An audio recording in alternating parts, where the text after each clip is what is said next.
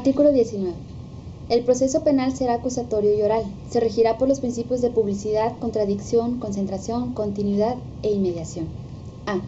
De los principios generales. Fracción primera. El proceso penal tendrá por objeto el esclarecimiento de los hechos, proteger al inocente, procurar que el culpable no quede impune y que los daños causados por el delito se reparen. Segunda. Toda audiencia se desarrollará en presencia del juez sin que pueda delegar en ninguna persona el desahogo y la valoración de las pruebas, la cual deberá realizarse de manera libre y lógica. Para los efectos de la sentencia, solo se considerarán como prueba aquellas que hayan sido desahogadas en la audiencia de juicio. La ley establecerá las excepciones y los requisitos para admitir en juicio la prueba anticipada que por su naturaleza requiera desahogo previo. Fracción cuarta. El juicio se celebrará ante un juez que no haya conocido del caso previamente. La presentación de los argumentos y los elementos probatorios se desarrollará de manera pública, contradictoria y oral. Quinta. La carga de la prueba para demostrar la culpabilidad corresponde a la parte acusatoria conforme lo establezca el tipo penal. Las partes tendrán igualdad procesal para sostener la acusación o la defensa respectivamente. Sexta. Ningún juzgador podrá tratar asuntos que estén sujetos a proceso con cualquiera de las partes sin que esté presente la otra, respetando en todo momento el principio de contradicción, salvo las excepciones que establece esta Constitución. Séptima. Una vez iniciado el proceso penal, siempre y cuando no exista oposición del inculpado, se podrá decretar su terminación anticipada en los supuestos y bajo las modalidades que determine la ley. Si el inculpado reconoce ante la autoridad judicial voluntariamente y con conocimiento de las consecuencias su participación en el delito y existen medios de convicción suficientes para corroborar la imputación, el juez citará audiencia de sentencia. La ley establecerá los beneficios que se podrán otorgar al inculpado cuando acepte su responsabilidad. Octava. El juez solo condenará cuando exista convicción de la culpabilidad del procesado. Novena. Cualquier prueba obtenida con violación de los derechos fundamentales será nula. Y décima, los principios previstos en este artículo se observarán también en las audiencias preliminares al juicio. B. De los derechos de toda persona imputada. Fracción primera. A que se presuma su inocencia mientras no se declare su responsabilidad mediante sentencia emitida por el juez de la causa. Segunda. A declarar o guardar silencio. Desde el momento de su detención se le darán saber los motivos de la misma y su derecho a guardar silencio, el cual no podrá ser utilizado en su perjuicio. Queda prohibida y será sancionada por la ley penal toda incomunicación, intimidación o tortura. La confesión rendida sin la asistencia del defensor carecerá de todo valor probatorio. Tercera, a que se le informe, tanto en el momento de su detención como en su comparecencia ante el Ministerio Público o el juez, los hechos que se le imputan y los derechos que le asisten. Tratándose de delincuencia organizada, la autoridad judicial podrá autorizar que se mantenga en reserva el nombre y datos del acusador. La ley establecerá beneficios a favor del inculpado, procesado o sentenciado que preste ayuda eficaz para la investigación y persecución de delitos en materia de delincuencia organizada. Cuarta, se le recibirán los testigos y demás pruebas pertinentes que ofrezca, concediéndosele el tiempo que la ley le estime necesario al efecto y auxiliándosele para obtener la comparecencia de las personas cuyo testimonio solicite en los términos de la ley, que la ley señale. Quinta, será juzgado en audiencia pública por un juez o tribunal. La publicidad solo podrá restringirse en los casos de excepción que determine la ley, por razones de seguridad nacional, seguridad pública, protección de las víctimas, testigos y menores, cuando se ponga en riesgo la revelación de datos legalmente protegidos o cuando el tribunal estime que existen razones fundadas para justificarlo. En delincuencia organizada, las actuaciones realizadas en la fase de investigación podrán tener valor probatorio cuando no puedan ser reproducidas en juicio o exista riesgo para testigos o víctimas. Lo anterior sin perjuicio del derecho del inculpado de objetarlas o impugnarlas y sin aportar pruebas en contra. Sexta, le serán facilitados todos los datos que solicite para su defensa y que consten en el proceso. El imputado y su defensor tendrán acceso a los registros de la investigación cuando el primero se encuentre detenido y cuando pretenda recibírsele declaración o entrevistarlo. Asimismo, antes de su primera comparecencia ante el juez, podrán consultar dichos registros, con la oportunidad debida para preparar la defensa. A partir de este momento no podrán mantenerse en reserva las actuaciones de la investigación. salvo los casos excepcionales expresamente señalados en la ley, cuando ello sea imprescindible para salvaguardar el éxito de la investigación, y siempre que sean oportunamente revelados para no afectar el derecho de defensa. Séptima, será juzgado antes de 4 meses si se tratare de delitos cuya pena máxima no exceda de 2 años de prisión, y antes de 1 año si la pena excediere de ese tiempo, salvo que solicite mayor plazo para su defensa. Octava, tendrá derecho a una defensa adecuada por abogado, al cual elegirá libremente incluso desde el momento de su detención, si no quiere o no puede nombrar un abogado, después de haber sido requerido para hacerlo. El juez le designará un defensor público. También tendrá derecho a que su defensor comparezca en todos los actos del proceso, y esto tendrá obligación de hacerlo cuantas veces se le requiera. Noveno, en ningún caso podrá prolongarse la prisión o detención por falta de pago de honorarios de defensores o por cualquier otra prestación de dinero, por causa de responsabilidad civil o algún otro motivo análogo. La prisión preventiva no podrá exceder del tiempo que como máximo de pena fije la ley al delito que motivare el proceso, y en ningún caso será superior a 2 años, salvo que su prolongación se deba al ejercicio del derecho de defensa del imputado. Si cumplido este término no se ha pronunciado sentencia, el imputado será puesto en libertad de inmediato mientras se sigue el proceso, sin que ello obste para imponer otras medidas cautelares. En toda pena de prisión que imponga una sentencia se computará el tiempo de la detención. C. De los derechos de la víctima o del ofendido. Fracción 1. Recibir asesoría jurídica, ser informado de los derechos que en su favor establece la Constitución y, cuando lo solicite, ser informado del desarrollo del procedimiento penal. 2. Coadyuvar con el Ministerio Público a que se le reciban todos los datos o elementos de prueba con los que cuente, tanto en la investigación como en el proceso, a que se desahoguen las diligencias correspondientes y a intervenir en el juicio e interponer los recursos en los términos que prevea la ley. Cuando el Ministerio Público considere que no es necesario el desahogo de la diligencia, deberá fundar y motivar su negativa. 3. Recibir, desde la comisión del delito, atención médica y psicológica de urgencia. 4. Que se le repare el daño en los casos en que sea procedente. El Ministerio Público estará obligado a solicitar la reparación del daño sin menoscabo de que la víctima u ofendido lo pueda solicitar directamente, y el juzgador no podrá absolver al sentenciado de dicha reparación si ha emitido una sentencia condenatoria.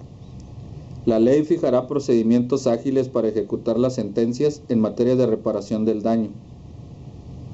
5.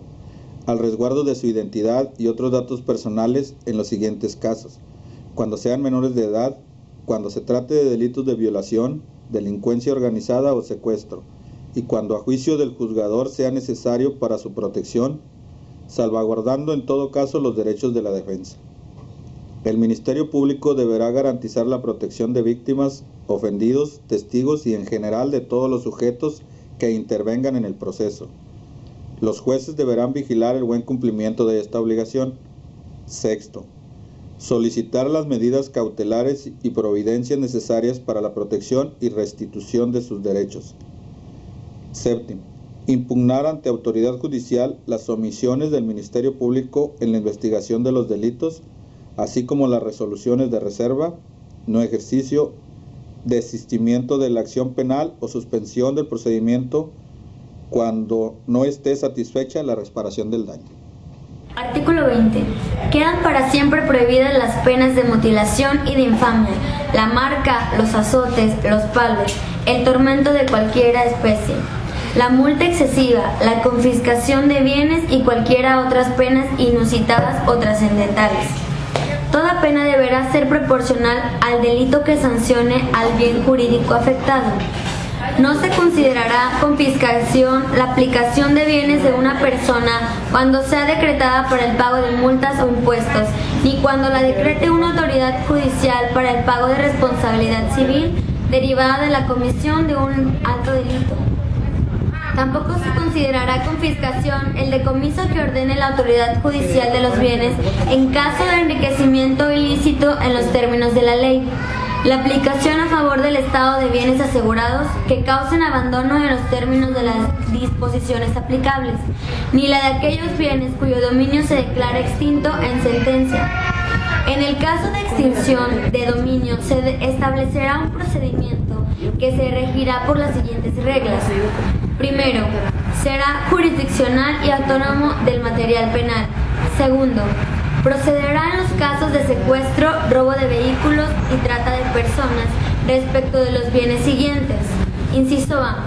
Aquellos que sean instrumento, objeto o producto del delito, aun cuando se hayan dictado la sentencia que determine la responsabilidad penal, pero existen elementos suficientes para determinar que el hecho ilícito sucedió.